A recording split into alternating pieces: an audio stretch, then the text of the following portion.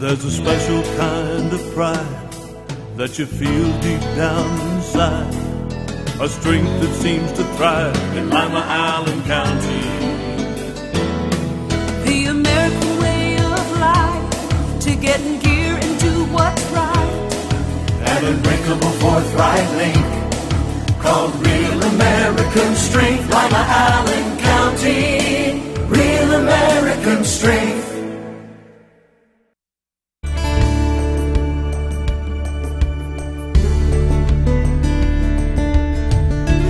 Keeping you up to date with what's happening in your community. Community Focus on GTV2. Thanks for joining us today on Community Focus. I'm Anne Decker. And we're probably not going to have a winter like we did last year. You know, there's going to be some snow in the forecast, and hopefully it won't be too bad. But if it is, Russ Decker is here, and he's going to tell us all about snow levels and how their office gets involved. Thanks for joining us. Sure. You know, last year was the first year, I think, in about 5 or 6 where we had 0 levels issued. Wasn't it wonderful? Yeah, it was great. But we basically, in Allen County, we use a series of 3 levels. And the levels determined by a discussion that's held every morning when the weather's bad between myself and the sheriff and Tim Piper, the county engineer. And the 3 of us get together and talk about how bad is it out there, what are the snowplow drivers seeing, and then make a determination. So you must have to do that pretty early in the morning. We normally get up about 3 or 3:30 and start hitting the roads, and because we know that we have to make our decision in time for school superintendents and other folks to react to what that decision might be. But basically, a level 1 means that the roads are snow covered and slippery, and the level 1 doesn't mean that you can't go and do your normal things, but it does mean that we're letting you know that it's level 1, that the roads are slippery out there and some of them are blowing and drifting, and that you need to allow some extra time to get where you're going to go, and that you may run into some delays. Then the level 2, the big difference between 1 and 2 is that under a level 2, we know that we found roadways usually out in the country, some secondary roads, that were impassable, that if you didn't have 4-wheel drive and a specialized vehicle, that you would not get down that roadway. And so level 2, that should be the big difference. I mean, that should be cluing you that you need to stay on main roads. You know, if you need to go to the grocery store, you need to go to the hospital or a doctor's office, you can do those things, but stay to main roads because some of the secondary roads may be drifting and icing and just not safe to pass. And then finally we have the level 3, which is really a state of emergency. And the sheriff and I always kid that we really won't have to issue that because people will know it on their own. That's the blizzard of '78. You can't go out anywhere anyway. And that would be a case of where we would ask the Board of County Commissioners to actually declare a state of emergency in the county and shut down the roads and in the interest of public safety. And we don't anticipate going to that level. Well, we hope not. Nope. But, you know, something for people to think about is if we do go to a level 3, pretty much you guys are stuck inside as much as we are. How do people cope on their own for a while? Well, I think, you know, especially winter storms, I think is, you know, again, we want to reinforce that message about being prepared to be on your own for 72 hours, for 3 days. So if you can't get out and about, you should have enough food, water, heat sources to keep you going and comfortable in your home for the next 3 days. So make sure you have some canned goods in your pantry and a can opener to open those. That isn't electric. Yeah, that just isn't in electric. case. That's right. A secondary cooking source. Most folks today have propane grills or things that they can cook on, so that's a good place to cook. I mean, it doesn't always have to be to cook a hot dog. You can put a can of soup on there or something and heat your soup on that heat source just as well. And we talk about a gallon of water per person per day for your household. So if your household of 4, we're saying somewhere you should know where you could get your hands on 12 gallons of water to get you through that 72 hours. And don't forget about the pets, too. And the pets.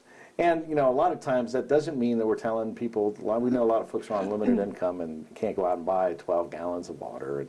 But just think about where do you have that type of water stored already in your house. Many folks have, for instance, a 75-gallon hot water heater. If there's no reason you couldn't drain, most of them have a spigot on the bottom, you could drain some water out of that, let it cool down. That could be your drinking water and cooking water and stuff if you needed it to be, and you know you have 75 gallons there. So that's a pretty good supply of water already in your house that doesn't cost you anything. Well, and if you know the storm's coming, you can always fill the bathtub ahead of time, That's right. too. So a lot of it's just planning ahead of time, not necessarily stockpiling a lot of things, but just knowing where do we have extra blankets, where do we have candles, where do we have flashlights, are the batteries good, do we have a radio, that's a battery-powered radio, and do we have batteries for that, and where is it? Well, how do emergency responders get around if there's a level 3? Well, obviously, we have some specialized equipment. We have vehicles that are designed to go through snow. Because one of the things we do, make sure we do, are keep main routes open to, for instance, the hospitals, because fire trucks still need to get around, ambulances need to get around. Those vehicles typically are not four-wheel drive, so we know that we have to keep some main roads cleared so that emergency responders can get where they need to go. And it's not just first responders. We have employees at the hospitals, folks at the refinery and the chemical plants and places like that that need to get into work. They're absolutely essential that their job keeps going. And so we understand that some people need to get to work, and if a patient might need to get to the hospital for dialysis, if that's a problem, we typically in a level 3 we would post a number that people could call if they have an emergency and need transportation and can't get there, and we'll make every effort to get folks there. And we did that during the ice storm in '05. We actually had deputies in four-wheel drive vehicles going out to pick up patients for dialysis to take them into the hospital. Oh, great service. And you know, we don't do that if it's not an emergency, but if it's a critical need, we'll make every effort we can to take care of folks' needs. How do you let people know what the different levels are? Well, we notify the media immediately. That's our first step. It's on our website at www.allen-ema.com, as well as on the sheriff's website and the county engineer's website. And we send out tweets. So if you follow us on Twitter, you would get a tweet telling you that we're at level 1 or level 2 in Allen County. Well, in fact, your Twitter service, I think, is fabulous because it's not just the snow levels, but if there's any kind of an emergency going on, you send it out immediately. We get a lot of notifications from the Weather Service about a bad storm's coming in, dense fog advisory, a thunderstorm. Any of those types of information we get from the National Weather Service, we turn around and send out on Twitter right away, so that people who are following us on Twitter really do get the inside scoop on like what's happening, because we know we can reach those folks, and that they've reached out and said they particularly want to know what's going on. And that's easy. It's free. And that's one of the reasons we like that service, is anybody can sign up and it doesn't cost anything. And the alerts follow you. It's not like you have to be sitting at home with your weather radio. It's with you wherever you go. That's right. Wherever your BlackBerry or phone is, you're going to get that tweet that says, hey, we're now under a dense fog advisory until 8 o'clock tomorrow morning. And you know. Then you'll know. Give us your website address one more time. It's www.allen-ema.com. And just go on Twitter and look for Allen County EMA? Yeah, and you can click on Twitter from our website. Fabulous. Great service. Thanks for coming in today. Thank you. Russ Decker from the Allen County Office of Homeland Security and Emergency Management. When we come back, we'll give you an update on the Ottawa River Coalition right after this on GTV2. The Allen County Police Chiefs Association wants to keep you from becoming a victim of crime over the holiday season. Don't carry large amounts of cash and avoid leaving valuables unattended in carts, counters, or dressing rooms. Trust your instincts. If someone looks suspicious, don't leave the store alone. Shop with others or ask store security to escort you. Only shop online with well-established companies that utilize secure websites. Finally, drive safe and sober and have a wonderful and blessed holiday season. Help keep the youth of Lima safe by donating to Lima Safety City today. Hello, I'm Chuck Eichelberger from the Lima Noon Optimist Club. Safety City is a very important part of the Lima community. The Optimist Club is renovating Safety City and it needs your help. Donations can be made by going to the website limasafetycity.org. You can also send a donation to Lima Noon Optimist Club, P.O. Box 428, Lima, Ohio 45802. Help keep the youth of Lima safe by donating to Safety City today. Reduce, recycle, reuse. Allied Waste Services in the City of Lima encourage you to live green by recycling all that you can. Recycling promotes green living by reducing the amount of waste materials buried in landfills. This saves money, natural resources, and energy. Keep our environment healthy and start recycling today. Allied Waste Services is committed to a clean environment. Contact us today for your recycling needs. Visit our website, republicservicesohio.com, to learn more about recycling today. Did you know that if you have information about someone who's committed a crime or know of someone who is wanted by any law enforcement agency, you can call Crime Stoppers and possibly be eligible for a cash reward of up to $1,000. All callers remain anonymous. Make the call that pays. Call Crime Stoppers at 419-229-STOP. Crime Stoppers! Crime Stoppers! Make the call that pays! Crime Stoppers! Because you're black. because you have young children, because you have a disability. If you've been denied housing for any reason, the Lima-Allen Council on Community Affairs can help. It's against the law to deny people the opportunity to live where they want and can afford. If you feel that you've been treated unfairly, give LACA a call and we'll look into your complaint. LACA's fair housing services are free, so call today and get the housing you deserve. 419-227-2586.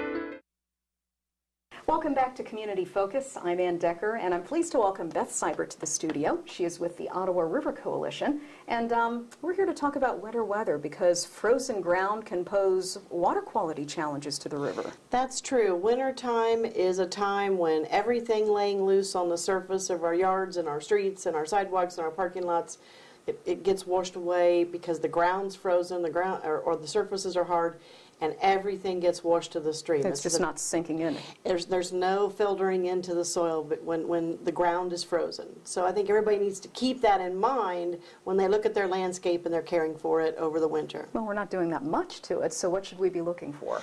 Well, this time of year, the biggest load out there is as we salt and put snow melt, ice melt on surfaces. And I certainly want everybody here to be safe. I mean, I salt my sidewalk, and I think everybody else does too.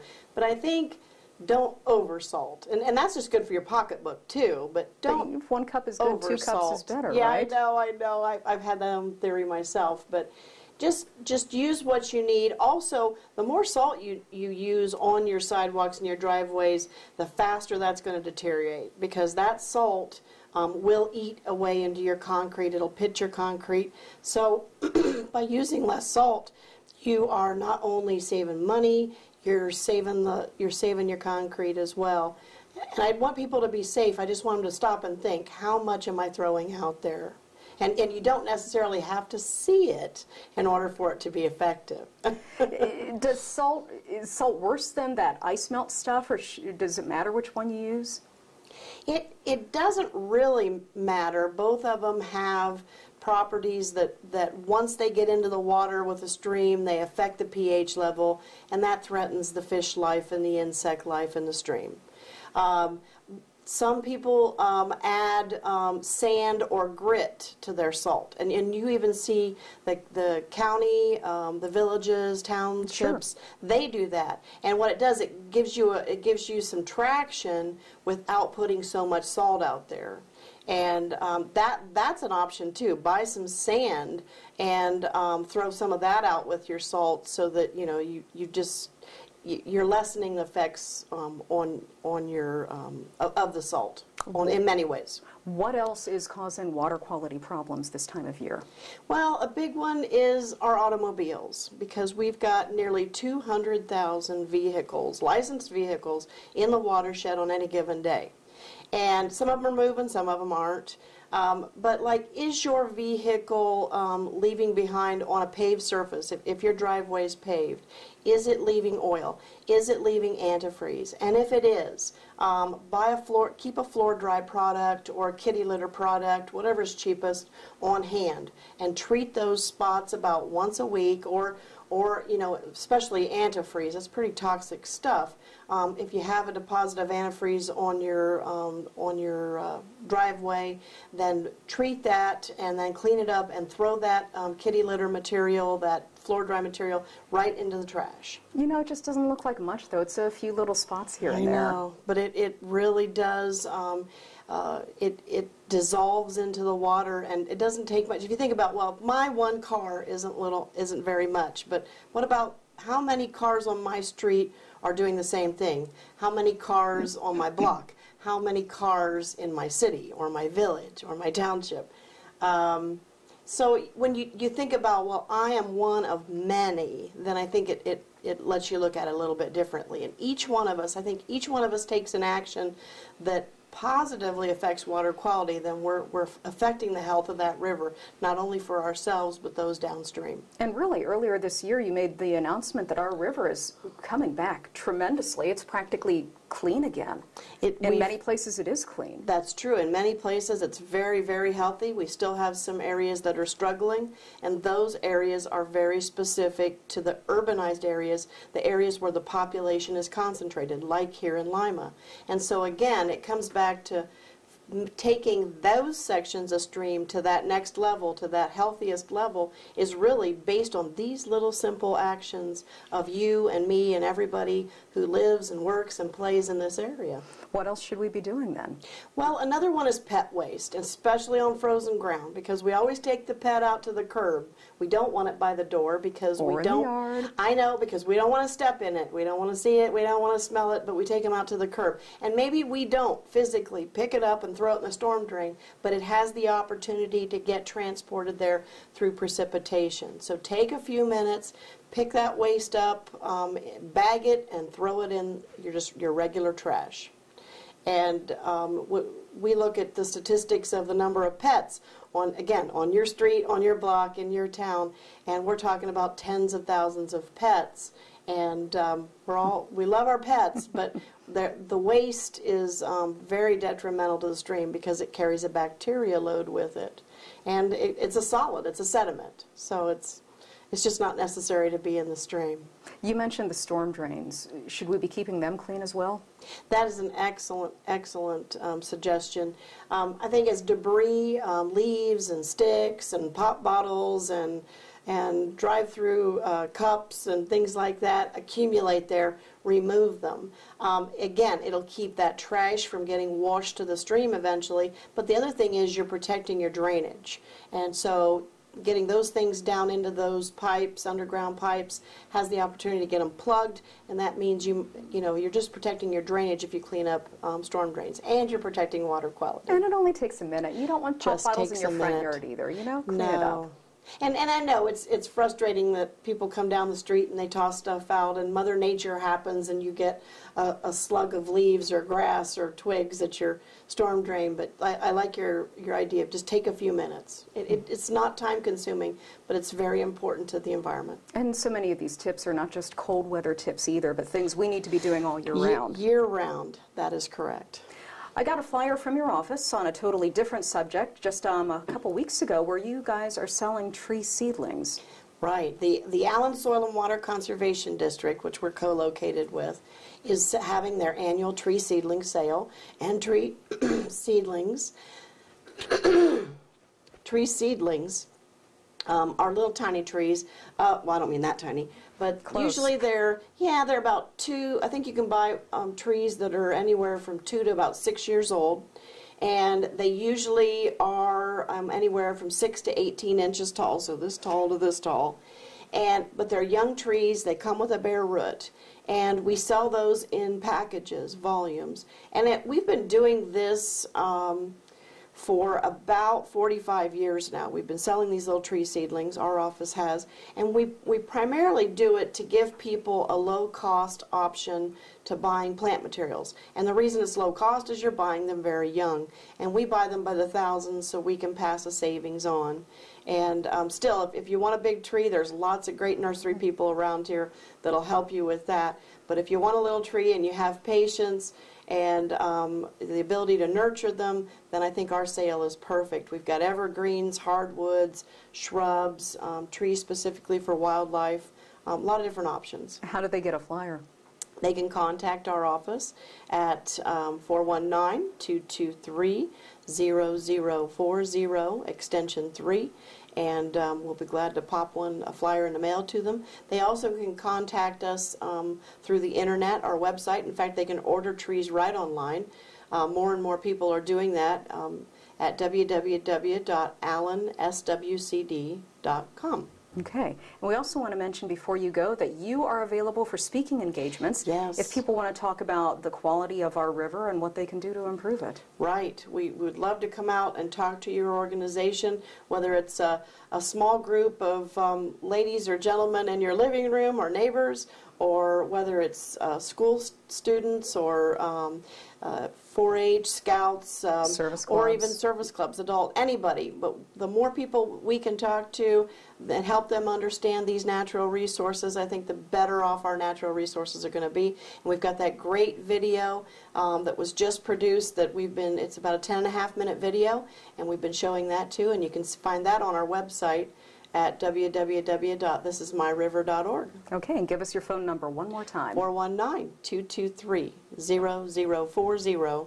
extension 3. All right, thank you for coming in today. Thank you. Beth Seibert from the Ottawa River Coalition. I'm Anne Decker, and this is Community Focus on GTV2.